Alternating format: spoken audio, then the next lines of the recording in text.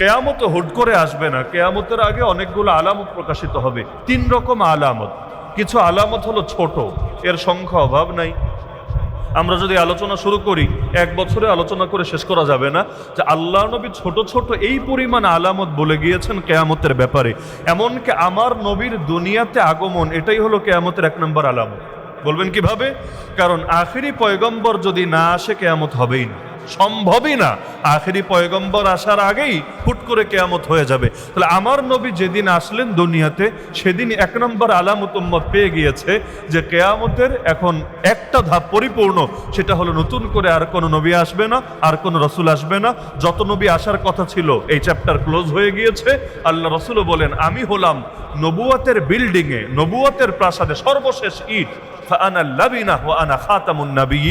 আর আমি হলাম সর্বশেষ নবী। তাহলে এরকম ছোট আলামত অনেক অনেক বেশি, আর কিছু হলো মাঝারি আলামত, আর শেষে 10টা আছে বড় আলামত। তাহলে কিয়ামতের আলামত কয় রকম? 3 রকম। ছোট আলামত অনেকগুলোর কথা নবী বলেছেন। কিছু আছে মাঝারি সাইজের আলামত, যেটা ছোট আর বড়টার মাঝামাঝি সেতু বন্ধন। আর বড় আলামত আছে 10টা, যেই 10টা পরপর প্রকাশিত হবে। যার প্রথমটা আপনারা সকলে জানেন, দাজ্জাল। দাজ্জালের আগমন হলো কেয়ামতের 10 আলামতের প্রথম আলামত। কিন্তু এই 1 নম্বর থেকে নিয়ে 10 নম্বর ঘটতে বেশি সময় লাগবে না। 1 নম্বর থেকে নিয়ে 10 নম্বর পর্যন্ত ঘটতে কেমন সময় লাগবে? আল্লাহ নবী আমাদেরকে উদাহরণ দিয়ে বুঝিয়েছেন। তাসবিহ তো চিনেন, তাসবিহ চেনেন না আপনারা? তাসবির যদি সুতাটা কেটে ফেলে বা ছিঁড়ে যায়, তাহলে সবগুলো দানা গড়িয়ে পড়তে 10-20 ঘন্টা তো লাগেই। 10-20 ঘন্টা লাগে নাকি একের পরে এক স্পিডে পড়তেই থাকে? তাহলে যেভাবে তাসবির রশি ছিঁড়ে গেলে দানাগুলো একের পর এক খুব দ্রুত গতিতে পড়ে যায়, একইভাবে কেয়ামতের বড় আলামত, যদিও 10টা শুনতে অনেক লাগে, কিন্তু প্রথম আলামতটা যেই মাত্র চলে আসবে, ওইটা থেকে নিয়ে শেষ পর্যন্ত আসতে খুব বেশি সময় লাগবে না, একদম খুব স্পিডের মধ্যে চলে আসবে। যেমন 1 নম্বর আলামত দাজ্জাল। দাজ্জাল যদিও থাকবে পৃথিবীর বুকে, কিন্তু বেশি না, মাত্র 40 দিন। যেই 40 দিনের প্রথম দিনটা নবী বলেছেন 1 বছরের সমান, দ্বিতীয় দিনটা 1 মাসের সমান, আর তৃতীয় দিনটা হলো 1 সপ্তাহের সমান, আর বাকি দিনগুলো আমাদের স্বাভাবিক দিনের মতো। তাহলে প্রথম 3 দিনই তো লম্বা, প্রথম 3 দিনই তো লম্বা। 1 বছর প্লাস 1 মাস প্লাস 1 সপ্তাহ, এটাই তো লম্বা। আর বাকি 37 দিন আমাদের স্বাভাবিক 37 দিনের মতো। তাহলে দাজ্জালের মোট শয়তানির মেয়াদকাল তো 100 বছরও না। 5 বছর, 10 বছর, 15 বছর, 16 বছর দূরের কথা, দাজ্জালের মোট ভণ্ডামির টাইম তো ভাই 1.5 বছরও না, 100 বছরও না। এত কম সময় থাকবে। আর দাজ্জাল থাকতে থাকতে নবী ঈসা আলাইহিস সালাম দ্বিতীয় আলামত চলে আসবে। নবী ঈসা আলাইহিস সালাম থাকতে থাকতেই সেই ইয়াজুজ মাজুজের বাহিনী 3 নম্বর আলামত চলে আসবে। এভাবে আস্তে আস্তে দেখবেন 10টা আলামত খুব দ্রুতই প্রকাশিত হয়ে যাবে। তাহলে ছোট আলামত, মাঝারি আলামত আর বড় আলামত, সবগুলোর মধ্যে সেতুবন্ধন যিনি, তার নামই ইমাম মাহদি। বলবেন মানে কি? ইমাম মাহদি নিজে হলেন ছোট আলামত, সর্বশেষ ছোট আলামত, কিন্তু তার জামানায় চলে আসবে বড় বড় আলামত। কিভাবে? ওই যে বললাম দাজ্জাল আসবে, নবী ঈসা আলাইহিস সালাম আসবেন। তাহলে তিনি হলেন ছোটর বিবেচনায় সর্বশেষ, আর বড়র বিবেচনায় তার জামানায় শুরু হবে 1-2 করে প্রকাশিত হওয়া। তাহলে ইমাম মাহদি যদি চলে আসে, কি বুঝতে হবে? কিয়ামত অনেক দূরে নাকি একদম কাছে চলে এসেছে? আল্লাহ ভালো জানেন ইমাম মাহদি কবে আসবেন। এমনও হতে পারে আমরা আমাদের বয়সের মধ্যে পেয়ে যাব, এমনও হতে পারে, কারণ আমরা গায়েব জানি না, গায়েবের ইলম একমাত্র আল্লাহর কাছে। এমন অনেকে ভাবে যে ইমাম মাহদি আসার আগে দুনিয়াটা একদম আগের মতো সেকেলে হয়ে যাবে, আর দুনিয়ার আধুনিক বলতে কিছু থাকবে না, সব সে আগের যুগের মতো ঘোড়ার পিঠে চড়ে তীর তরবারি দিয়ে যুদ্ধ করবে। অনেকেরই ধারণা এরকম, কিন্তু আমাদের আলোচনার ভেতরে আসবে ইমাম মাহদি যেই যুদ্ধ করবেন, সেই সময় এত পরিমাণ মানুষ, বা অন্য ভাষায় বললে সর্বশেষ বিশ্বযুদ্ধ যেটা হবে, হাদিসের ভাষায় আল মালহামাতুল উজমা, একটা বিশ্বযুদ্ধের ভবিষ্যৎবাণী হাদিসেই পাওয়া যায়।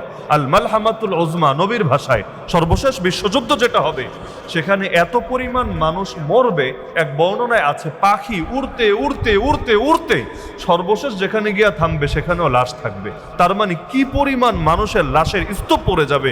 এত লাশ, এটা স্বাভাবিক তীর তরবারির যুদ্ধে হয় না, বরঞ্চ এটার মধ্যেও এ কথার ইঙ্গিত পাওয়া যায় তখনও হয়তো এমন কোনো বায়োলজিক্যাল অস্ত্র থাকবে, এমন কোনো বোমা থাকবে, এমন কোনো বিধ্বংসী ব্যাপার স্যাপার থাকবে যার দ্বারা লাখে লাখে কোটিতে কোটিতে মানুষকে মেরে ফেলা সম্ভব হবে, যার কারণে সংখ্যাটা এত বেশি হবে। সত্য মিথ্যা আল্লাহ ভালো জানেন, কিন্তু হাদিস দ্বারা যে বোঝা যায় যে এত মানুষ মরবে, এটা দ্বারাই প্রমাণিত হয় যে ওই জামান একদমই সেকেলে হবে, হয়তো না বরঞ্চ তখনও ভয়ঙ্কর বিধ্বংসী কোনো অস্ত্র থাকবে যার দ্বারা কোটি কোটি মানুষ মেরে ফেলাও কোনো ব্যাপার। তাহলে ইমাম মাহদি কখন আসবে আল্লাহ রাব্বুল আলামিন ভালো জানেন। তো তার আসার কিছু ভূমিকা, কিছু আলামত হাদিসের মধ্যে পাওয়া যায়। এগুলো ব্রেইনে রেখে দিলে সুবিধা হলো আমরা আমাদের যুগটাকে বিশ্লেষণ করতে পারবো যে আমরা কি খুব দূরে আছি নাকি খুব কাছে আছি। 1 নম্বর আলামত মাথায় রাখবেন, 1 নম্বর আলামত ইমাম মাহদি আসার, পৃথিবীর মধ্যে জুলুম মাত্রাতিরিক্ত বেড়ে যাবে। কোনো এক দেশের মধ্যে না, পৃথিবীর মধ্যে। পৃথিবীতে দেশ তো আর একটা না। হ্যাঁ, এর মানে এটা না যে প্রতিটা ইঞ্চি ইঞ্চি মাটিতেই জুলুম চলবে, 1 ইঞ্চি জায়গাও খালি থাকবে না, মানে এটা না। কিন্তু জুলুমটা এমনভাবে ছড়িয়ে যাবে সারা দুনিয়ায়, অল্প কিছু জায়গা বাকি থাকতে পারে। লিল আকসারি হুকমুল কুল, অধিকাংশের মধ্যেই এমন হালত থাকবে যে মানুষ নিজের ঈমান নিয়ে, নিজের দ্বীনদারি নিয়ে বেঁচে থাকা এত কঠিন হবে, হাতের মধ্যে জ্বলন্ত অঙ্গার ধরে রাখা যতটা কঠিন। আল্লাহ রাসূলই ভবিষ্যৎবাণী করেছিলেন যে তোমাদের পরে পৃথিবীতে সবরের যুগ আসবে, এমন সবরের যুগ যারা নিজেদের দ্বীন রক্ষা করতে চাইবে, দ্বীনের ব্যাপারে সবরের পরিচয় দিতে চাইবে, তাদের উদাহরণ হবে ওই ব্যক্তির মতো যে ব্যক্তি নিজের হাতের মধ্যে জ্বলন্ত অঙ্গার ধরে রেখেছে। নবীজি বলেন ওই সময়েও যারা ইসলাম প্র্যাকটিস করে যাবে, আমল চালিয়ে যাবে, তাদের এক একজন তোমাদের, মানে সাহাবীদেরকে বলছেন, তোমাদের 50 জনের সমান সওয়াব পাবে। তাহলে সওয়াব বাড়ে কখন? পরীক্ষা বাড়ে যত বেশি, প্রতিদানও বাড়ে তত বেশি। পরীক্ষা ছোট হলে পুরস্কারও ছোট, পরীক্ষা বড় হলে পুরস্কারও বড়। তাহলে শেষ জামানায় ঈমান রক্ষা এতটা কঠিন হবে যে সেই সময় আমল করে মানুষ নবীর 50 জন সাহাবীর সমান সওয়াব এক একজন পাবে। এক সাহাবী অবাক হয়ে বলেছিলেন, ইয়া রাসূলুল্লাহ, আপনি যে বললেন লিল আমিলি ফিহিন্না মিসলু আজরি 50 রাজুলাম মিনকুম, 50 জনের সওয়াব একজন পাবে, এই 50 কোন 50? ওই যুগের 50-এর সওয়াব একজন পাবে, আপনি এটা বোঝাচ্ছেন? নবী বললেন, আরে না রে, তোমাদের 50 জনের সওয়াব ওই যুগে একজন পাবে, আমি এটা বোঝাচ্ছি। এজন্যই দেখবেন মক্কার যুগে যে সাহাবীরা ঈমান এনেছেন, আর পরবর্তীতে যখন মক্কায় ইসলাম বিজয় হয়েছে, ওই সময় যারা ঈমান এনেছেন, মর্যাদা একরকম না বেশ কম আছে? ওই শুরুর দিনে, দুর্দিনে যারা পাশে থেকেছে তাদের দামও আল্লাহর কাছে বেড়েছে। একইভাবে বদর যুদ্ধে যারা থেকেছে আর পরে সহজ যুদ্ধে যারা থেকেছে, মর্যাদা একরকম না বেশ কম আছে? কেন বেশ কম? কারণ বদরের যুদ্ধটা ছিল কঠিন, ওই কঠিন যুদ্ধেও যারা পাশে ছিল তাদের মর্যাদাও অনেক বেশি আল্লাহর কাছে। তো ইমাম মাহদি আসার একটা আলামতি হলো পৃথিবীতে জুলুম বেড়ে যাবে। এজন্য মাহদি সংক্রান্ত যত হাদিস পড়বেন, অনেকগুলো হাদিসে এই বাক্যটা পাবেন, ইয়ামলাউল আরদা কিসতান ওয়া আদলা কামা মুলিআত জুলমান ও জাওরা। তিনি এসে পৃথিবীকে ইনসাফ এবং ন্যায়পরায়ণতা দিয়ে পরিপূর্ণ করে দিবেন, যেমনিভাবে তা জুলুম এবং বৈষম্য দ্বারা পরিপূর্ণ হয়ে গিয়েছিল। তাহলে বাক্য দ্বারাই বোঝা যায় যে মাহাদির কাজই হলো ইনসাফ প্রতিষ্ঠা করা। কেন ইনসাফ প্রতিষ্ঠা করা তার মূল কাজ? কারণ তার আগেই পৃথিবী জুলুম দিয়ে ভরে গিয়েছিল। তাহলে এই হাদিস থেকে স্পষ্ট মাহাদি আসার আলামত এটা না যে সারা দুনিয়া সবাই খুব সুখে আছে, সবাই শান্তিতে আছে, মুসলমানরা পায়ের উপর পা তুলে বসে খেতে পারছে না, এটা মাহাদি আসার আলামত না। এমন দিন যদি দুনিয়াতে আসে, বুঝবেন মাহাদি আসা দেরি আছে। কিন্তু যদি দেখেন না জুলুম এমন বাড়া বেড়েছে, মুসলমান ইসলাম নিয়ে বাঁচতেই পারছে না, ইসলামের পরিচয় দিলেই বৈষম্য, ইসলামের পরিচয় দিলেই জুলুম। হ্যাঁ, এখন যদি ওই 2 নম্বর হয় নবীর যুগের মুনাফিকদের মতো, যে বাহ্যিক পরিচয় মুসলমান কিন্তু ভেতরে ভেতরে কুফরি আদর্শ, এমন হলে সমস্যা নাই। এমন হলে ওই যুগেও সমস্যা ছিল না। আবু জাহলদের চোখেও মুনাফিকরা খারাপ মুসলমান ছিল না। আবু জাহলদের চোখে জঙ্গি মুসলমান ছিল আবু বকর, আবু জাহলদের চোখে উগ্রবাদী মুসলমান ছিল ওমর, আবু জাহলদের চোখে সাম্প্রদায়িক মুসলমান ছিল ওসমান, আবু জাহলদের চোখে মৌলবাদী মুসলমান ছিল আলী। ওদের চোখে এরা কোনো ভালো মুসলমান ছিল না, কিন্তু মুনাফিকরা ওদের চোখে ছিল গুড মুসলিম, পারফেক্ট মুসলিম। ওরা বলতো মুসলমান হলে আব্দুল্লাহ বিন উবাই ইবনে সালুলের মতো হওয়া দরকার, মুসলমান হলে অমুক অমুক মুনাফিকের মতো হওয়া দরকার। তার মানে গোল আলু দিয়ে যদি পৃথিবীটা ভরেও যায় এতে কোনো ক্ষতি নাই, কারণ এগুলোর আদর্শই এমন, এগুলো সব তরকারির সঙ্গে চলে, এর দ্বারা কাফেরদের কোনো ক্ষতি হয় না। সুতরাং পৃথিবী যদি মুনাফিক দিয়ে ভরে যায়, ওদের উপর কোনো জুলুম হবে না। জুলুম হবে বেলালের মতো ইমানদারদের উপর, জুলুম হবে সুমাইয়ার মতো ইমানদারদের উপর, জুলুম হবে সেই খুবাইব এবং খাব্বাবের মতো ইমানদারদের উপর তাদের সংখ্যা কম হতে পারে, কিন্তু পৃথিবীর জালেমরা খুঁজে খুঁজে তারা যত সাধারণই হোক না কেন, বেলাল তো একটা গোলাম, কোনো লিডার না, একটা গোলাম। এক গোলাম মুসলমান হলেই কি আর কাফের থাকলেই কি? ভাই, একজন লিডার কোনো দলে গেলে এটার প্রভাব সমাজের উপর পড়ে। একজন সেলিব্রিটি কোনো দলে গেলে এর দ্বারা কখনো গোটা দুনিয়ায় কম্পন সৃষ্টি হয়। এই যে সারা দুনিয়ার নামি দামি সেলিব্রিটি যারা আছে, কখনো এমন হয় যে একটা কোকের বোতলটা টেবিল থেকে সরিয়ে রেখেছে, আমি নাম মেনশন করতে চাচ্ছি না, জাস্ট কোকের বোতলটা টেবিল থেকে বিরক্তির সাথে সরিয়ে দিয়েছে, এক দিনের মধ্যে এর দাম বিশাল পরিমাণে পড়ে গিয়েছে, ওদের ইমেজ অনেকটা ক্ষতিগ্রস্ত হয়েছে। তাহলে একজন সেলিব্রিটি কোনো দিকে গেলে, এক মোহাম্মদ আলী মুসলমান হয়েছিল বক্সার, তাকে দেখে অন্তত 10,000 মানুষ কালেমা পড়ে মুসলমান হয়েছে। তাহলে যারা প্রসিদ্ধ, যারা সেলিব্রিটি, যারা সমাজের গণ্যমান্য ব্যক্তি, তারা মুসলমান হলে 1000 জনের উপর প্রভাব পড়ে। এজন্য আমার নবীও বারবার আবু জাহালের দুয়ারে যেতেন, আবু লাহাবের দুয়ারে যেতেন, মায়ের খেতেন, তাও যেতেন। কেন? নবী চিন্তা করতেন সর্দার ঠিক হলে বাকিগুলো এমনি ঠিক হবে, নেতারা লাইনে আসলে কর্মীরা এমনি লাইনে আসবে। তো কিন্তু বেলাল তো নেতা না, বেলাল তো সেলিব্রিটি না, বেলাল তো গণ্যমান্য ব্যক্তি না, বেলাল তো সামাজিক বিশেষ কোনো স্ট্যাটাসের অধিকারী না, একটা গোলাম। ও কোন দলে গেল, এর দ্বারা 10 জনের উপর কি প্রভাব পড়বে? তো কালা একটা গোলাম যে হাটে বাজারে বিক্রি হয়, যার বিশেষ কোনো মর্যাদা নাই। কিন্তু ওই বেলাল জাস্ট মুসলমান হয়েছে, এখনো নামাজ ফরজ হয় নাই, রোজা হজ জাকাত কিছু আসে নাই, এখনো জিহাদের বিধান আসে নাই, খেলাফতের বিধান আসে নাই, কিচ্ছু আসে নাই, খালি মুসলমান হয়েছে। তাও অত দোয়া দুরুদও পারে না, খালি আহাদ আহাদ আহাদ।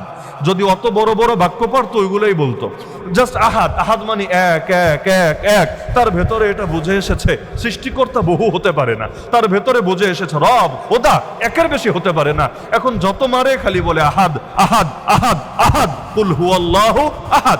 এখন এত জুলুম হলো বেলালের উপর কেন? কারণ পৃথিবীতে মুসলমান যতই সাধারণ হোক না কেন, পৃথিবীর কুফরি পরশক্তিরা জানে আলো জ্বলে গেলে অন্ধকার কিছুতেই টিকতে পারে না। এজন্য আলোকে কোনো পর্যায়ে তার স্থান দিতে রাজি না। এজন্য কখনো এমন হয় যে দিনের কথা কল্পনা করো অপরাধ হয়ে যায়। দিনের কথা কল্পনা করা, আপনার কোনো অ্যাক্টিভিটিস নাই, কিন্তু আপনি মনে মনে স্বপ্ন দেখেন আল্লাহর জমিনে আল্লাহর দিনকে বিজয় করতে হবে, মনের স্বপ্ন, বাহ্যিক কোনো অ্যাক্টিভিটিস নাই, তাও দেখবেন অনেকের চোখে আপনি উগ্রবাদী হয়ে গিয়েছেন। কেন? কারণ আপনি এই স্বপ্ন দেখতে পারবেন না। আপনি রামরাজ্যের স্বপ্ন দেখেন, আপনি ইহুদি রাজ্যের স্বপ্ন দেখেন, আপনি খ্রিস্টান রাজ্যের স্বপ্ন দেখেন, নাস্তিকবাদী রাষ্ট্রের স্বপ্ন দেখেন, সেকুলার রাষ্ট্রের স্বপ্ন দেখেন, কিন্তু আপনি ইসলামী রাষ্ট্রের স্বপ্ন দেখবেন না, এটা তো কিছুতেই মেনে নেওয়া যায় না। এই দুনিয়া এমন হয় না কি হয় না? আল্লাহ হেফাজত করুক আমাদেরকে। যার কারণে পৃথিবীতে বহু জায়গায় শুধু দাড়ির কারণে লাঞ্ছিত হতো, শুধু পাঞ্জাবের কারণে লাঞ্ছিত হতে হয়, শুধু ধর্ম পরিচয় মুসলমান হওয়ার কারণে লাঞ্ছিত হতে হয়। এমনকি ইন্ডিয়ায় তো অভিজ্ঞতা আছে, বহুত মুসলমানের আছে যে শুধুমাত্র এই লেবাস তো শিখরাও পরে, লেবাস তো নরেন্দ্র মোদীজিও পরে, নরেন্দ্র মোদীও তো পাঞ্জাবি লাগায়, মুখের মধ্যে দাঁড়িয়ে আছে, ওইটা সমস্যা না। কিন্তু ওরা এটা ভালো করে বোঝে কোন দাড়ি রবি ঠাকুরের দাড়ি, নরেন্দ্র মোদীর দাড়ি, আর কোন দাড়ি নবীওয়ালা দাড়ি, সাহাবিওয়ালা দাড়ি। তাহলে দাড়ি তো আরবের কাফেরদেরও ছিল। আবু জাহাল আবু লাহাবদের দাড়ি ছিল না? কি ছিল না? আবু জাহাল আবু লাহাবদের দাড়ি ছিল না? এই যুগে কেউ মুখে দাড়ি রেখে ইসলামের বিরুদ্ধে কথা বললে অনেক অবাক হয়ে যায়, হায় হায় ইসলামের বিরুদ্ধে কথা বলছে মুখে দাড়ি, গায়ে পাঞ্জাবি নিয়ে। কখনো দেখা যায় সংসদে দাঁড়িয়ে পর্যন্ত ইসলামের কোনো বিধান নিয়ে কটূক্তি করে বসে, মানুষ অবাক হয় এত বড় হুজুর সুলভ আচরণ যার ভেতরে, তার থেকে এটা প্রকাশ পায় কিভাবে? ওরা ভুলে যায় আরে দাড়ি আবু জাহাল আবু লাহাব উতবা সাইবারও ছিল। এই আরব জাতি সুন্নতি লেবাস তো সবাই পরে, ওদের জাতীয় পোশাক হিসাবে এই পোশাক গায়ে দিয়েই নাচে, এই পোশাক গায়ে দিয়ে মদ খায়, এই পোশাক গায়ে দিয়ে দুর্নীতি করে, এই পোশাক গায়ে দিয়ে রেপ করে। কেন? এটা ওদের জাতীয় পোশাক। কিন্তু এই পোশাক যদি না আদর্শের প্রতিনিধিত্ব করে, এই পোশাক ওদের চোখে কাটা হয় না। কিন্তু পোশাক যদি আপনার সাধারণ হয়, ভেতরের আদর্শ ভিন্ন কিছু হয়, ওরা আপনাকে কিছুতেই সহ্য করতে পারবে না। তাহলে ইমাম মাহদি আসার একটা আলামত, এবং সবচাইতে বড় আলামত হলো পৃথিবীর বুকে জুলুম বেড়ে যাবে। বর্তমানে যা আছে তাও না, এর চাইতে 1000 গুণ বেশি বেড়ে যাবে। এমন বাড়বে, মুস্তাদরাকে হাকিমে এক হাদিস আছে, আল্লাহ রাসূল বলেন ইযা ক্বালা আর-রাজুলু আল্লাহ কুতিলা, মুখ দিয়ে যদি শুধুমাত্র আল্লাহ নাম নেয়, আর কিছু না, আল্লাহ জাস্ট এতটুকু বলে, তবুও তাকে হত্যা করে ফেলা হবে। এমনকি সহিহ বুখারীতে হাদিস আছে, আল্লাহ রাসূল বলেন লা ইয়াতি আলাইকুম জামান ইল্লা ওয়াল্লাযী বাদাহু শাররুম মিন, যত যুগ আসবে তোমাদের উপরে, প্রত্যেক পরের যুগটা আগের যুগের চাইতে খারাপ হবে। ভালোর আশা কইরো না উম্মত, প্রত্যেক পরের সময়টা আগের সময়ের চাইতে খারাপ হবে। হ্যাঁ, মাঝখানে মাঝখানে শ্বাস ফেলার জন্য আল্লাহ হালকা একটু ছাড় দিবে। ওই খেলাও টানা হয় না, মাঝখানে একটু একটু ব্রেক দেয়, একটু যাতে জিরিয়ে নিতে পারে, একটু পানি খেতে পারে, একটু যাতে তার ক্লান্তিটা সারাতে পারে। এই জন্য আল্লাহ ডাইরেক্ট যদি আমাদের এমন হালতে ফেলতেন যে ইয়াজিদ, এরপর হাজ্জাজ বিন ইউসুফ, এরপর এরকম চলছে আর চলছে আর চলছে, এমনকি ওই চেঙ্গিস খান আর হালাকু খান যেই কয় কোটি মুসলমানকে মেরেছে, ওই সময় লোকে বলতো ইসলামের আর কোনো ফিউচার নাই, ওরাই মনে হয় ইয়াজুজ মাহাজুজ, দাজ্জালও না, ওরাই মনে হয় ইয়াজুজ মাহাজুজ, ইসলামের আর কোনো ফিউচার নাই, ইসলাম শেষ, মুসলমানেরা নাম নিশানাও বাকি থাকবে না। অথচ এরপরও 700-800 বছর হয়ে গেছে, আলহামদুলিল্লাহ মুসলমান এখনো আছে এবং সংখ্যা লঘু না, দুনিয়ায় 200 কোটির বেশি আছে আলহামদুলিল্লাহ। তাহলে দেখা যায় যে প্রত্যেক পরের যুগ আগের যুগের চাইতে খারাপ হবে, তবে মাঝখানে মাঝখানে শ্বাস ফেলার জন্য আল্লাহ একটু একটু ছাড় দিবে। সুতরাং বাংলাদেশেও সুদিন দেখে এটা ভাববেন না ইসলামের পক্ষে আওয়াজ তোলার বা ইসলামের জন্য লড়াই করার প্রয়োজনীয়তা ফুরিয়ে গিয়েছে। মনে রাখবেন নবীর ভবিষ্যৎবাণী মিথ্যা হতে পারে না। এক জালেম লোকান্তরে, লক্ষ জালেম ঘরে ঘরে, নিত্য নতুন জালেম তৈরি হতেই থাকবে। ফেরাউনের কেচ্ছে এমনি এমনি আমার আল্লাহ এত বেশি শোনায় নেই কোরআনে। আরে নবীর নাম, আমার নবীর নাম মোহাম্মদ মাত্র 4 বার, আর ফেরাউন কি এমন হয়ে গেছে ওর নাম 74 বার। তাহলে এই যে 70 বার বেশি ফেরাউনের গল্প বললেন, এটা এই কারণে না যে ও আমার নবীর চাইতেও বড় বুজুর্গ ছিল, ও আমার নবীর চাইতেও বড় এলেমওয়ালা ছিল, বরং এজন্য আমার আল্লাহ উম্মতকে, বান্দাদেরকে শিক্ষা দিতে চেয়েছেন যে এক ফেরাউনের গল্প পইরা কিয়ামত পর্যন্ত আর হাজার ফেরাউন যেগুলো আসবে এগুলোর মোকাবেলা কিভাবে করতে হবে সেই সবক শিক্ষা নাও এই আয়াতগুলো থেকে, তোমার মাথায় বসাও। এক ফেরাউনে শেষ কথা না, কারণ কোরআন অতীতের কেচ্ছা কাহিনীর বই না, কোরআন হলো আগামীর ভবিষ্যৎবাণী, কোরআন হলো হেদায়েত, কোরআন হলো গাইডলাইন, কোরআন হলো জীবন বিধান, কোরআন হলো পথ নির্দেশ। সুতরাং এক ফেরাউনকে অতীত ভাববা না, ফেরাউন সর্বদা বর্তমান। সুতরাং তোমার যুগেও যদি নতুন কোনো ফেরাউন মাথাচাড়া দেয়, তোমাকেও তার মোকাবেলায় মুসা হতে হবে। প্রয়োজনে সাগরের সামনে যেতে হবে, পেছনে বাহিনী, সামনে সাগর, তবু আল্লাহর উপর ভরসা করে, আল্লাহর উপর ভরসা করে কাজ চালাতে হবে। আমার আল্লাহ সাগরের বুকে পথ বের করে হলেও ইমানদারদেরকে মুক্তি দেবেই দেবে। তাহলে প্রত্যেক পরের যুগ আগের যুগের চাইতে খারাপ হবে। হ্যাঁ, এখন বলবেন মাহদী আসার আগে জুলুম বাড়ার দরকার ছিল কি? এর জবাব সিম্পল, আল্লাহ তো চাইলে মাদেরকে কষ্ট দেওয়া ছাড়াও বাচ্চা দিতে পারতেন, এত কষ্ট দেওয়ার দরকার ছিল কি? আল্লাহ চাইলে এক একজন মা যে কষ্ট করে, আপনাকে ধরে 2টা হাড্ডি ভেঙে দিলে আপনার যে ব্যথা হবে, নর্মাল ডেলিভারি যদি হয়, সিজার না, নর্মাল ডেলিভারি যদি হয়, একজন মায়ের এর চাইতেও বেশি কষ্ট হয়ে থাকে, যেটা কোনো পুরুষ কোনোদিন কল্পনাও করতে পারবে না, অনুভবও করতে পারবে না। তা আমার আল্লাহ চাইলে এত কষ্ট দেওয়া ছাড়াই বাচ্চা দিতে পারতেন কি না? এমনকি বাচ্চাকেও তো জন্মের পর স্বাবলম্বী বানাতে পারতেন। বান্দরের বাচ্চা কি করে? আমাদের বাড়ি যেহেতু সিলেটে, পাহাড় পর্বতের ভেতরে, ওই বানরগুলো তো ছোটবেলা থেকেই দেখতে দেখতে বড় হয়েছে। বানরের বাচ্চা কি করে? ওই গাছের আগায় যখন বাচ্চা দেয়, কিছু বাচ্চা এমন যেগুলো নিচে পড়ে যায়, আর কিছু বাচ্চা এমন যেগুলো জন্মের পরেই ডাল ধরে ঝোলাটা শিখে ফেলে।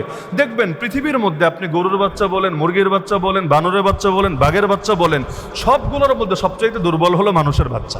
বাকিগুলো জন্মের পরও যে টুকটাক অ্যাক্টিভিটিস করে, মোটামুটি ওরা যেই কাজের জন্য এসেছে ওই কাজটা করতে পারে। ওরা যদি মানুষের বাচ্চার মতো দুর্বল হতো, ওই সবই হয়তো মরে যেত, একটারেও হয়তো টিকাতে পারতো না। তো যার কারণে ওদেরকে লড়াই করার জন্য, প্রকৃতির সাথে টিকে থেকে পৃথিবীর বুকে প্রতিষ্ঠিত থাকার ইন্তজাম আল্লাহ নিজেই করে দিয়েছেন। তো মানুষের বাচ্চা এত দুর্বল, মাদের কি পরিমাণ কষ্ট করতে হয়, আল্লাহ চাইলে এগুলো ছাড়াও দিতে পারতেন কি না?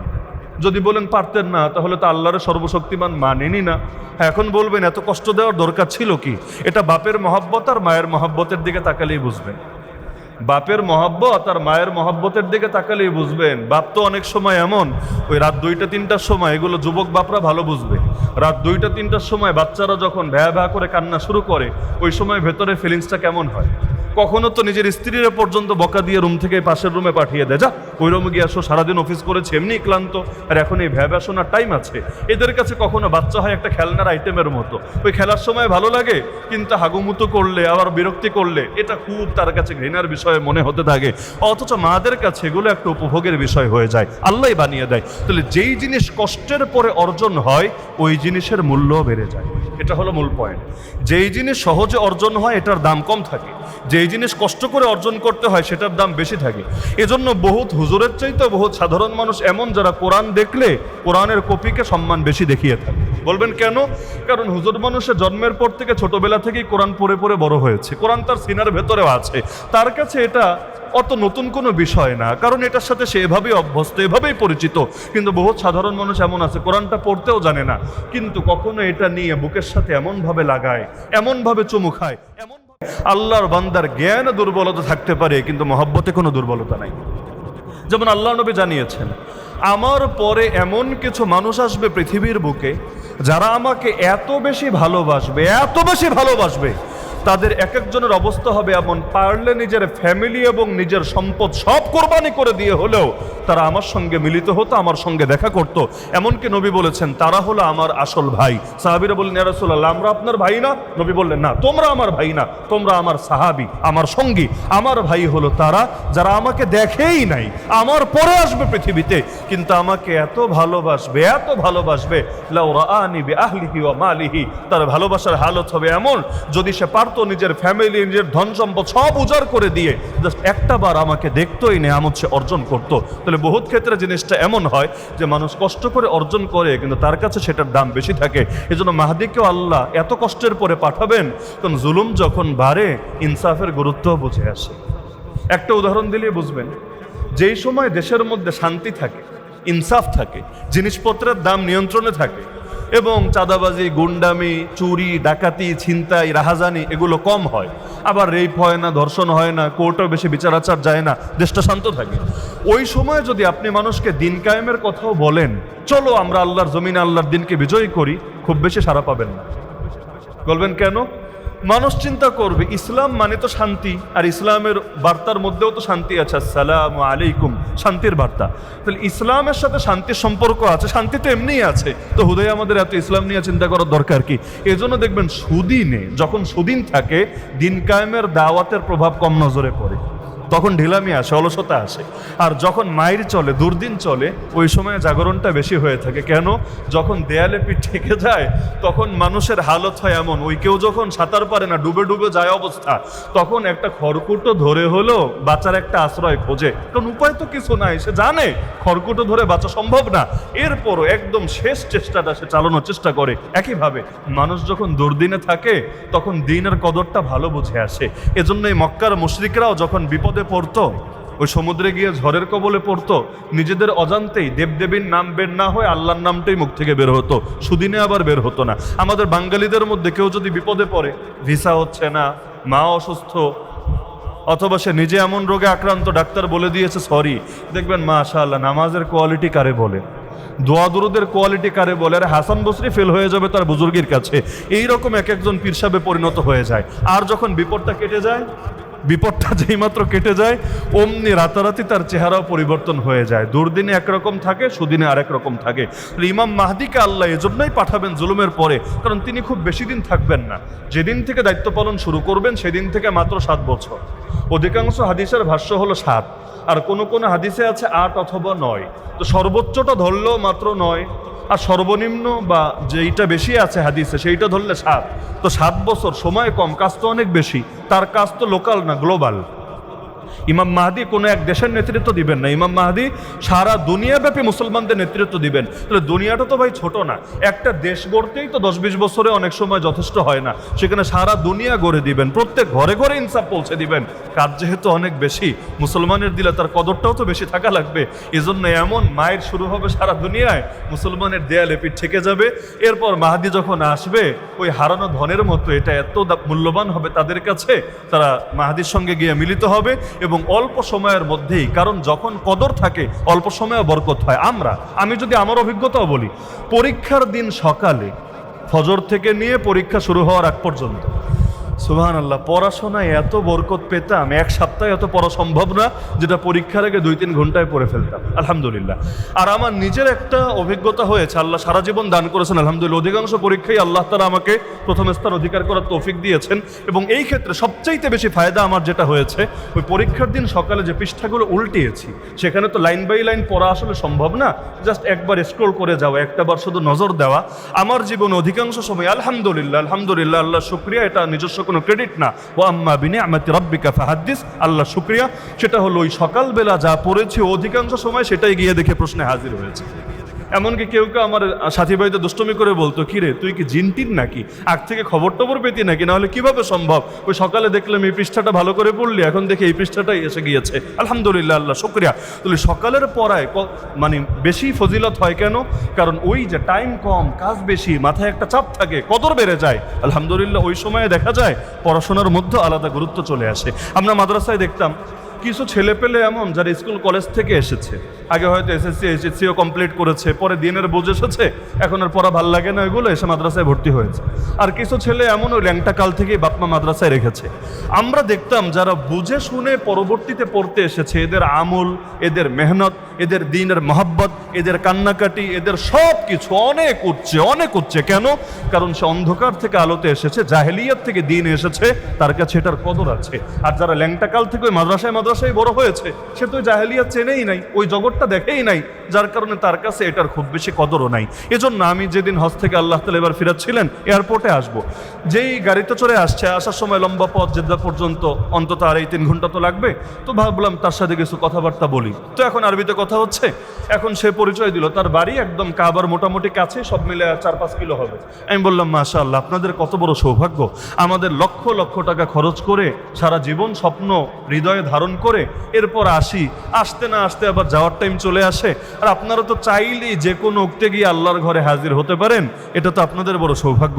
আমাকে হেসে বলল, না, এটা আপনাদের সৌভাগ্য। আমি বললাম, কিভাবে? কাছে থাকেন আপনারা, সৌভাগ্য আমাদের। পরে বললেন, ওই একটা কথা আছে না, ওই বাংলায় যেটা আমরা বলি আমাদের মতো, সে তার মতো বুঝালো আর কি, ওই যে মক্কার মানুষ হজ পায় না, একটা কথা আছে যে আমরা সবসময় কাছে থাকতে থাকতে আমাদের কাছে অত কদর থাকে না যতটা কদর আপনাদের দিলে থাকে যারা দূর থেকে এসেছেন। এজন্য সিরাত করলে অবাক লাগে, এই নবীর শহরের লোকেরা নবীর এত পারলো কিভাবে? নবীর আত্মীয় স্বজন হয়ে, নবীর বংশের লোক হয়ে, নবীর আপন চাচা হয়ে নবীর গায়ে এত হাত তুললো, পারলো কিভাবে? আমরা তো নবীকে পেলে পারলে নিজেরা পাপোশ বানায় দিতাম নবীর জন্য, নবী যদি আমার বুকে পাড়া দিয়ে হেঁটে যেতেন তাও তো ভালো লাগতো আমার কাছে, কিন্তু ওরা পারলো কিভাবে? ওই জবাব একটাই, মানুষ যখন কোনো কিছু সহজে পেয়ে যায় দাম থাকে না, আর কোনো কিছু যখন কঠিন অর্জন করে তখন সে সেটার গুরুত্ব বোঝে। বাংলাদেশে হুজুর বেড়ে গেছে না, এখন অনেক বেড়ে গেছে। আমরা ছোটবেলায় দেখতাম মসজিদগুলোতে তারাবি পড়ানো, খতম তারাবি পড়ানোর হাফেজও খুব বেশি পাওয়া যেত। শহরের মসজিদে হতো, গ্রামাঞ্চলে খুব বেশি খতম তারাবি হতো না, সূরা তারাবি চলতো। আর শহরের মসজিদগুলোতে মাত্র 2 জন করে হাফেজ সাহেব থাকতো, এটাই স্বাভাবিক। অথচ এখন শহরে 2 জনের জায়গায় 3 জন, 4 জন, 5 জন পর্যন্ত হাফেজ সাহেব থাকে। আবার ইমাম সাহেবও পারলে 2 রাকাত পড়ায় মাঝখানে এসে। আর গ্রামের মসজিদেও টাকা যেখানে দিতে পারেন ওইখানে আল্লাহর জন্য, সেরেফ আল্লাহর জন্য, কোনো টাকা পয়সা ছাড়াও তারাবি পড়ানোর মতো লোক তৈরি হয়েছে। হাফেজ বেড়েছে, আলেম বেড়েছে, মাদ্রাসা বেড়েছে, সব বেড়েছে। কিন্তু আমি যদি বলি মর্যাদা আগের চাইতে কমেছে, কথাটা ভুল হবে না। সংখ্যা বেড়েছে কিন্তু জাতির কাছে মর্যাদা কমেছে। আমরা কোনো দেশে সফরে গেলে, সর্বশেষ চীনে গিয়ে অভিজ্ঞতাটা আল্লাহ তাআলা আমার ভেতরে দান করেছেন যে ওদের কাছে একজন আলেম, আমি যে আলেম এটা তো আমার কপালে লেখা নাই, কিন্তু কাপড় থেকে তো একটু বোঝা যায় যে মনে হয় হুজুর হবে। যেখানে যেখানে গিয়েছে, এমনকি এক হোটেলে গিয়ে পর্যন্ত সাধারণ মানুষ, তারা দেখেও বোঝার উপায় নাই এটা মুসলমান। জিজ্ঞেস করে নিশ্চিত হলাম যে সে মুসলমান, আর দোকানের খাবার হালাল, কারণ বাইরে গেলে খাবার হালাল পাওয়াটাও একটা নেয়ামত। এখন সেই লোকটা আমার জিজ্ঞেস করলো, আপনি কি আখুন, মানে তার ভাষায় জিজ্ঞেস করলো আখুন। এখন আমি ট্রান্সলেট করে, ওদের ভাষা তো আর বুঝি না, কিন্তু ট্রান্সলেটরের কল্যাণে তো সহজ, আমি এখন ওর ভয়েসটা নিয়ে ট্রান্সলেট করলাম। এখন ট্রান্সলেটও আসে, আপনি কি আখুন? আমি বুঝতেছি না আখুন মানে কি। আরবিতে আখুন মানে ভাই, কিন্তু আমি তো আর ভাই লাগি না, আমি তো আর কাজিনও না, তাহলে এই প্রশ্নের মানে কি? পরে একটু ভালো করে সার্চ করে দেখলাম যে ওরা ওদের ভাষায় যারা ধর্মীয় নেতা বা আলেম এদেরকে আখুন বলে। হ্যাঁ, কারো কারো কোনো কোনো অঞ্চল উচ্চারণে ভিন্নতা আছে, কিন্তু যে আমাকে বলেছে তার শব্দটা ছিল আখুন। আর কোথাও কোথাও হালকা পাতলা একটু ভিন্ন পাওয়া যায়। ওই আফগানিস্তানে অনেকের নামে দেখবেন আখুন জাদা, এরকম নাম থাকে। কেন? মানে এরা বংশীয়ভাবে ধর্মীয় নেতৃত্ব দিয়ে এসেছে, হুজুর ফ্যামিলি আর কি। তো এখন সে আমাকে জিজ্ঞেস করলো আখুন। এখন সার্চ করে যখন নিশ্চিত হলাম যে এখন মানে খারাপ কিছু না, এখন মানে হুজুর কিনা, আলেম কিনা নিশ্চিত হতে চাচ্ছে, আমি বললাম হ্যাঁ, আমি আমার মতো করে বললাম আমি আখুন। পরে ওর ট্রান্সলেটটা দেখাই দিলাম, আমি আখুন। মাশাআল্লাহ, কদর কাকে বলে চিনি না, জানি না, জীবনে আগে দেখা হয় নাই, কোনোদিন দেখা হবে না, জাস্ট সে এতটুকু নিশ্চিত হলো আমি একজন হুজুর। কদর কাকে বলে? তাহলে বুঝলাম যে সেখানে হুজুর কম, আলেম কম, ধর্মীয় ধর্মীয় নেতা কম, তাদের কাছে কদর আছে, আর যেখানে সংখ্যা বেড়ে যায় কদর কমে যায়। তো ইমাম মাহদী আসার আগে নিশ্চিত থাকেন, মাথার মধ্যে এটা বসান, পৃথিবীতে জুলুম এত বাড়া বাড়বে, আল্লাহর নাম মুখে নিলেও হয়তো হত্যা করে ফেলা হবে। এরপর ইমাম মাহদী যখন আসবে, মুসলমানদের দিলে তার কদর থাকবে। তো যারা মাহদীর অপেক্ষায় আছেন, মাইর খাওয়ার অপেক্ষায়ও মানসিকভাবে রেডি থাকেন। অনেকে মাহাদির অপেক্ষায় আছে, মাহাদির নামই অনেকে বলে মাহদিয়া মুনতাজার। মুনতাজার মানে যার অপেক্ষায় সবাই আছে, যদিও মাহাদির অপেক্ষায় বসে থাকা ঠিক না। মানে হলো কিছু লোক আছে, আপনি বলবেন চলো দিন কায়েমের মেহনত করি, বলবে না না এগুলো হবে না, এত দল, এত ধারা, এত গুতাগুতি, এত মারামারি হবে না, মাহদি আসুক সব হয়ে যাবে। অথচ এভাবে কারো জন্য বসে থাকা না যায়। কেন?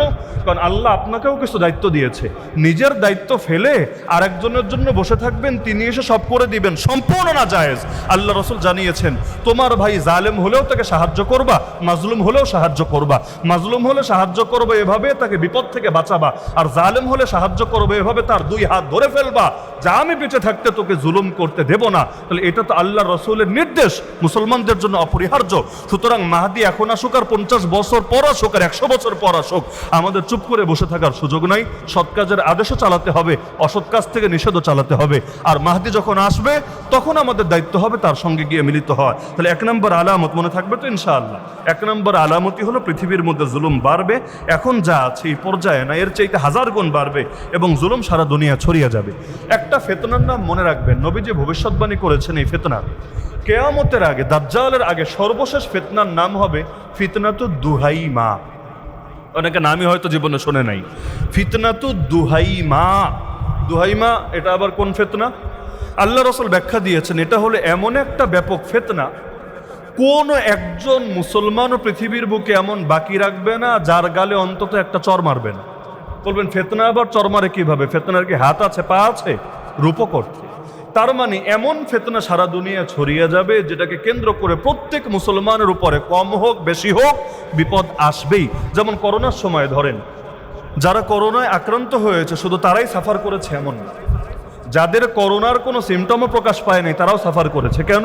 নিজের ঘরে থেকেও পেরেশানি করতে হয়েছে, অনেকে চাকরি হারিয়েছে, দ্রব্যমূল্য জিনিসপত্রের দাম বেড়ে গিয়েছে। প্রত্যেককেই কম হোক বেশি হোক এটা কিছু না কিছু সাফার তাকে করতে হয়েছে। একইভাবে একটা ফিতনা আসবে, ফিতনাতুদ দুহাইমা, এবং এটাই দাজ্জাল আসার আগে সর্বশেষ ফিতনা। ওই ফিতনা হবে এমন কোনো একটা ঘরও বাকি রাখবে না যেই ঘরে গিয়ে এই ফিতনা পৌঁছবে না, এমন একজনও বাকি রাখবে না যার গালে অন্তত একটা চর মারবে না। তার মানে প্রত্যেককেই আল্লাহ যাচাই করে নেবেন, পরীক্ষা করে নেবেন। ফিতনা আল্লাহ এজন্যই দেন, আল্লাহ আমাদের ক্ষতি চান না, বরঞ্চ এজন্য আল্লাহ একটু যাচাই করে দেখতে চান মহব্বতটা খাঁটি কিনা, ভালোবাসাটা রিয়াল কিনা। আল্লাহ তাআলা কোরআনে জানিয়েছেন, মা আতাকুমুর রাসূলু ফাখুযুহু ওয়া মা নাহাকুম আনহু ফান্তাহু। রাসূল তোমাদেরকে যা কিছু দিয়েছেন সব ধরো, রাসূল তোমাদেরকে যা কিছু থেকে নিষেধ করেছেন সবগুলো থেকে বিরত থাকো। এমনকি আল্লাহ স্পষ্ট জানিয়েছেন যে আমি কোরআন রাসূলের উপর দিয়েছি এজন্য, ডাইরেক্ট তোমাদেরকে না দিয়ে রাসূলের মাধ্যম হয়ে তোমাদের কাছে পৌঁছিয়েছি এ কারণেই সেই রাসূল তোমাদের সামনে খুলে খুলে ব্যাখ্যা করে দিবে এই কোরআন যেটা তোমাদের উপর নাজিল করা হয়েছে। তার মানে যেমনিভাবে কোরআনের মধ্যে ডাইরেক্ট কোনো কিছু পেলে মানতে হবে, কোনো কিছু যদি রাসূলের মাধ্যমে আমাদের ঘটনা আমরা কোরআনে দেখতে পাই। আল্লাহ আদেশ দিলেন যে এতদিন নামাজ পড়েছেন, মসজিদ আকসার দিকে মুখ ফিরিয়ে এখন থেকে নামাজ পড়বেন বাইতুল্লাহ শরীফের দিকে মুখ ফিরিয়ে। এই আয়াত কোরআনে আছে, কিন্তু পুরো কোরআন তন্ন তন্ন করে খুঁজে আমাকে এটা দেখাতে পারবেন না। এমনকি আমি যদি চ্যালেঞ্জ দেই, কিয়ামত পর্যন্ত এটা কেউ আমাকে এনে দেখাতে পারবেন না যে বাইতুল মুকাদ্দাসের দিকে মুখ ফিরে নামাজ যেই কয়দিন পড়েছেন ওই কয়দিন এটা কোরআনের কোনো আয়াতের ভিত্তিতে পড়েছেন, এটার প্রমাণ কেউ দেখাতে পারবেন না। তাহলে বাইতুল মুকাদ্দাস থেকে মুখ ফিরাবেন কাবার দিকে, এটা কোরআনে আছে, কিন্তু এতদিন যে বাইতুল মুকাদ্দাসের দিকে ফিরে নামাজ পড়লেন ওইটা কোরআনে কই? কোথাও খুঁজে পাবেন না। তাহলে পরেরটা আছে, আগেরটা নাই কেন? এজন্যই আমরা বলি ওহী হলো 2 প্রকার, ওহী 1 প্রকার, ওহী হলো 2 প্রকার। 1 প্রকার ওহী খুঁজে পাওয়া যায় কোরআনে, আরেক প্রকার ওহী খুঁজে পাওয়া যায় হাদিসে। 1 প্রকার কোরআন, 1 প্রকার ওহী এমন যার শব্দ আল্লাহর, যার মর্ম আল্লাহর, যেটা সংরক্ষিত আছে আল্লাহর কিতাবে। আর এক প্রকার ওহী এমন যেটা আল্লাহ ঢেলে দিয়েছেন তার নবীর সিনার ভেতরে, নবী নিজের ভাষায় নিজের মতো করে উপস্থাপন করেছেন জাতির সামনে। এজন্য আল্লাহ রাসূল বলেছেন, আমি চলে গেলাম তোমাদের মাঝে 2টা জিনিস রেখে গেলাম, একটা না দুইটা জিনিস রেখে গেলাম, একটার নাম কিতাবুল্লাহ, আল্লাহর কিতাব, আর দ্বিতীয়টা হলো সুন্নাত রাসূলিল্লাহ, আল্লাহ রাসূলের সুন্নাহ, নবীজির জীবনাদর্শ, নবীজির হাদিস। তাহলে হাদিস দ্বারাও যদি কোনো কিছু প্রমাণিত হয় মানতে বাধ্য, কোরআন দ্বারাও যদি কোনো কিছু প্রমাণিত হয় মানতে বাধ্য। যেটা হাদিস দ্বারা প্রমাণিত এটা যদি কেউ অস্বীকার করে তাহলে সে শুধু হাদিস অস্বীকার করলো না, কোরআন অস্বীকার করলো। কিভাবে? কারণ কোরআনই আল্লাহ বলেছেন আল্লাহ রাসূলকে যে অনুসরণ করলো সে মূলত আল্লাহরই আনুগত্য বাস্তবায়ন করলো, আর যে রাসূলের দেখানো পথে চললো না সে আল্লাহর আনুগত্য বাস্তবায়ন করলো না। পৃথিবীতে এমন বহু নবী ছিলেন যাদের কিতাবে ছিল না। আসমানি কিতাব আর কয়টা? পৃথিবীতে এমন বহু নবী ছিলেন যাদের আসমানি কোনো কিতাব ছিলই না। তাহলে ওই জাতির জন্য কোনো কিছু অনুসরণ করা লাগতো না? অবশ্যই লাগতো। কি অনুসরণ করত? নবীকে অনুসরণ করত। নবীর কথা, নবীর কাজ, নবীর গুণ, নবীর ওঠা, নবীর বসা, নবীর বলা, নবীর চুপ থাকা সব অনুসরণ করত।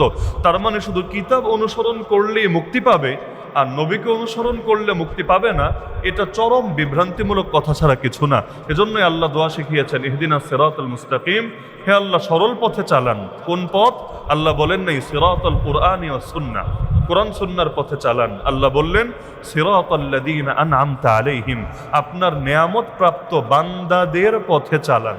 কোরআনের পথ বলেন নাই, আপনার নেয়ামত প্রাপ্ত বান্দাদের পথে চালান। আর নেয়ামত প্রাপ্ত বান্দাদের এক নম্বরেই কারা? নবীরা। তার মানে নবীদের পথ আর কোরআনের পথ এক নাকি আলাদা? নবীদের পথ আর কোরআনের পথ এক নাকি আলাদা? তো কেউ যদি বলে কোরআন মানি নবী মানি না, ও আসলে কোরআনও মানে না। কারণ কোরআন তোমার উপর আসে নাই রে ভাই, কোরআন তুমি পেয়েছই নবীর মাধ্যমে। তো নবীকে মানা মানি কোরআন মানা, আর নবীকে অস্বীকার করা মানি কোরআন অস্বীকার করা।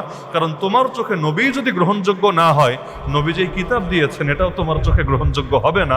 আগে ব্যক্তি গ্রহণযোগ্য হতে হয়, এরপর ব্যক্তির কথা গ্রহণযোগ্য হয়। ব্যক্তি যদি গ্রহণযোগ্য না হয়, ব্যক্তির কথা গ্রহণযোগ্য হবে কিভাবে? এজন্য ইমাম মাহদির বিষয় যদিও কোরআনে নাই, ডাইরেক্টও নাই, ইনডাইরেক্টও নাই, কিন্তু কোরআন যেই নবীকে মানতে বলেছে ওই নবী আমাদেরকে ইমাম মাহদির ব্যাপারে জানিয়েছেন। সুতরাং কেউ যদি ইমাম মাহদিকে না মানে তাকে হক বলতে হবে না বাতিল বলতে হবে? নিঃসন্দেহে বাতিল। তো আমরা আলোচনা করছিলাম ইমাম মাহদি সম্পর্কে। গত সপ্তাহে আমরা তার সম্পর্কে মৌলিক এবং প্রাথমিক কিছু বিষয় আলোচনা করেছি। এই সপ্তাহে আরও কিছু বিষয় আলোচনা হবে, তবে সম্ভবত শেষ হবে না, আমাদের আরও এক সপ্তাহ কন্টিনিউ করতে হবে। এক নম্বরে এই সপ্তাহে আমাদের আলোচ্য বিষয় হলো ইমাম মাহদি আসার আগের কিছু ভূমিকা আছে। সব জিনিসের কিছু ভূমিকা থাকে। আল্লাহ রসুল সাল্লাহ সাল্লাম হুট করে চলে এসেছেন এমন না। আল্লাহ রসুল আসার আগে পৃথিবীতে বড় বড় অনেকগুলো ব্যাপার ঘটেছে, যার মধ্যে কিছু ব্যাপার তো কোরআনে বর্ণিত আছে। যেমন সূরা ফিল, এই যে হস্তি বাহিনী, আব্রাহার হস্তি বাহিনীকে আমার আল্লাহ মাটির সাথে ধসিয়ে দিলেন, এই যে বিশেষ একটা অলৌকিক ব্যাপার প্রকাশিত হলো, এটাও ছিল আমার নবীর আগমনের একটা ইঙ্গিত, যেটা আমার আল্লাহ কোরআনে চিরকালের জন্য অমর বানিয়ে দিয়েছেন। তো বড় বড় ঘটনা ঘটার আগে ছোট ছোট বিভিন্ন ইঙ্গিত থাকে, যে ইঙ্গিতের দ্বারা বোঝা যায় বড়টা আসার সময় ঘনিয়ে এসেছে। যেমন কেয়ামত একটা বড় ব্যাপার, হুট করে কেয়ামত আসবে না। হুট করে কেয়ামত আসবে না, এমন হবে না যে রাত্রে ঘুমালাম সকালে উঠে দেখলাম কেয়ামত চলে এসেছে। হ্যাঁ, কেয়ামত নিয়ে ভয় প্রত্যেকের ভেতরেই থাকবে। সই হাদিসে আছে প্রত্যেক শুক্রবার জিন আর ইনসান ছাড়া জগতে এমন কোনো মাখলুক নাই যেই মাখলুক ভয়ে থাকে না যে মনে হয় আজ ইসরাফিল সিংহায় ফু দেবে, আজ দুনিয়া ধ্বংস হবে, মহাপ্রলয় সংঘটিত হবে এবং মহান রব্বুল আলমিনের সামনে দাঁড়াতে হবে। শুধুমাত্র কিছু জিন আর ইনসান এমন যাদের এই শুক্রবার আসলেও ভয় জাগে না, এমনকি শুক্রবার দিনও ফজরের নামাজটাও পড়েন। কিন্তু বাকি সমস্ত মাখলুক এই ভয়ের ভেতরে থাকে, মনে হয় আজকেও কিয়ামত চলে আসতে পারে। এমনকি নবী সাহাবীরাও ভয় পেতেন। কখনো যদি বিশাল জোরে আওয়াজ হতো অথবা কোনো ধরনের বড় ব্যাপার সংঘটিত হতো, তারা ভয় পেয়ে যেতেন। এই মনে হয় ইসরাফিল ফু দিয়ে ফেলবে, এই মনে হয় কিয়ামত হয়ে যাবে। অথচ এখনো দাজ্জাল আসে নাই, অথচ মাহদি আসে নাই, অথচ ঈসা আসে নাই, অথচ দাব্বাতুল আরদ বের হয় নাই, অথচ পশ্চিম আকাশ থেকে সূর্য উদিত হয় নাই, কত আলামত বের হয় নাই, কিন্তু এখনো তাদের ভেতরে ওই সময় ভয় জেগেছে। একইভাবে কিছু মানুষও দেখবেন এমন, যখন আজরাইল সামনে আসবে অবস্থা, ওই সময়ে মরণের ভয় জাগছে। অথচ প্রকৃত আল্লাহর বান্দা তারা না। প্রকৃত আল্লাহর বান্দা তারা যাদের কোনো আলামত না থাকলেও, এখনো দাড়ি চুল পাকে নাই, এখনো রোগ ব্যাধি বেশি হয় নাই, এখনো মরার কোনো চিঠি আসে নাই, এরপর প্রতি মুহূর্তে তার ভেতরে মৃত্যুর স্মরণ থাকে। নবীজি বলেন আকসিরু যিকরা হাদিমিল লাযযাতি আল মাউত, সব স্বাদকে নষ্ট করে দিবে যে মৃত্যু, সেই মৃত্যুকে তোমরা বেশি বেশি বেশি বেশি স্মরণ করো। তাহলে বিপদে পড়লেই যাদের স্মরণে মৃত্যু আসে তারা প্রকৃত আল্লাহর ওলি না। আল্লাহর প্রকৃত বন্ধু তারা যারা আলামত থাক বা না থাক হর হামেশা তাদের ভেতর মৃত্যুর ভয়, কবরের ভয়, আযাবের ভয়, কিয়ামতের ভয়, রবের সামনে প্রশ্নোত্তরের ভয় যাদের ভেতরে কাজ করে।